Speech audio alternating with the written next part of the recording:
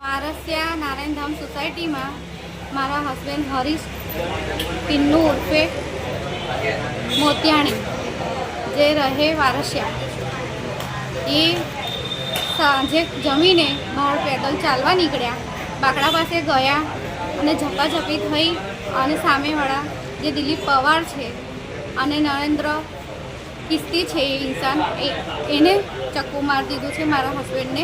કેટલા લોકોએ એમને ઉપર હુમલો કર્યો? 4-5 જણ હતા. શું નામ છે એમના?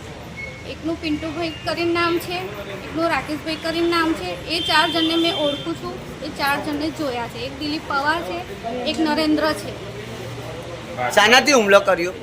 ચક્કુથી હુમલો કરવામાં આવ્યો છે. એમને પછી તમે કઈ લઈને ગયા? અમે પહેલાં લઈ ગયા કલાવતીમાં. કલાવતી કીધું કે આઈસીયુ પોસિબલ નથી, અમારા ત્યાં બેન્કરમાં લઈ જાઓ. બેન્કરમાં લઈને આવ્યા છે. રાતે 10:30 વાગ્યાના લઈને આવ્યા છે અમે, પણ હજુ કોઈ પોલીસ ફરિયાદ કે પોલીસવાળા આવ્યા નથી એમને જોવા માટે. 14 કલાકથી વધારે સમય થઈ ગયો છે, પણ હજુ એ લોકો જોવા આવ્યા નથી.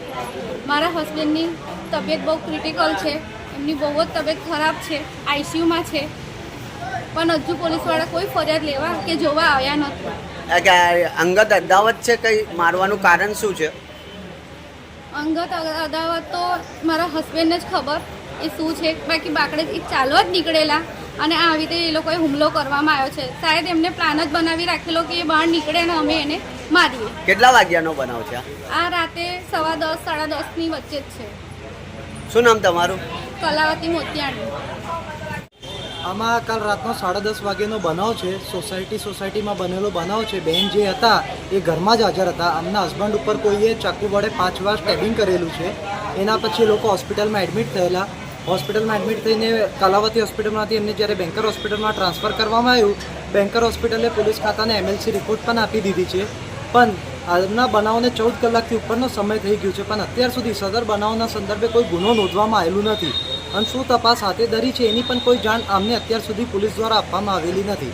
એમને CCTV ફૂટેજો અને એ બધા કલેક્ટ કરવા માટે રાત્રે એમને એવું જાણ કરી હતી કે અમે બધું લઈ લીધું છે અને સવાર સુધી તપાસ કરીને કંઈક કાર્યવાહી કરશે એવું બેનને માહિતી આપેલી.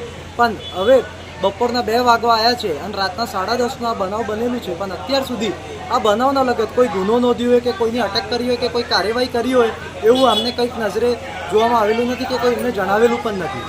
સદર બનાવમાં પોલીસે એટલું સિરિયસ બનાવ છે એટલે થોડી ઝડપી રીતે અને ન્યાય મળે એ રીતે આમાં કાર્યવાહી કરવી જોઈએ. હોસ્પિટલમાંથી પણ રિપોર્ટ આવ્યા છતાં અત્યાર સુધી ગુનો ના નોંધવામાં આવે એક શંકા ઊભી કરે છે કે કેમ આ કાર્યવાહીમાં આટલું મોડું થઈ રહ્યું છે. શું નામ તમારું? મારું નામ એડવોકેટ દેવેન્દ્ર પચાર છે અને હું વડોદરા ડિસ્ટ્રિક્ટ કોર્ટમાં પ્રેક્ટિસ કરું છું.